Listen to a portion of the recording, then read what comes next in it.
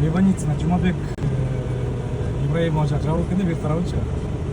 Анан көп эле биринчи, экинчи полоса менен кетип баратат да. Очередьте кезектеп турса. Бирок шустрыйлар аябай көп эле, могу үчүнчү акыркы правый крайний полоса менен кетип эле. Ан жактан барып кырчылып атат да, тизимди еще хуже кылып атат да.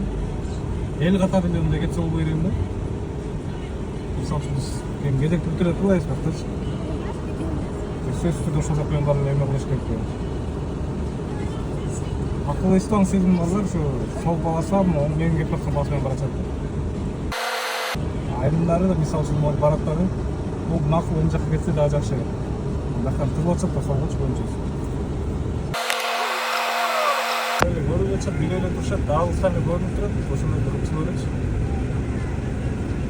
Ал булар ар жактан барып чыгып, торго урганда биз кире албай калабыз.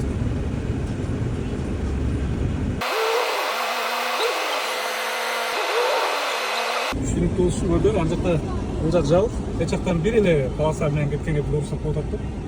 Ан жактан 3 полоса өттү, мына жакта кыпчылып тизин жаралып атат да.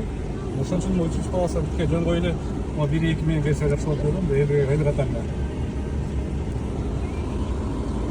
Мисалы үчүн деп эле кеп тыгылып, кызыл калып өтүп, башкалар отоскоого болуп. Эки жолдун ортосунда турат экен, коровайда. Завтра тормозда үшін тынч.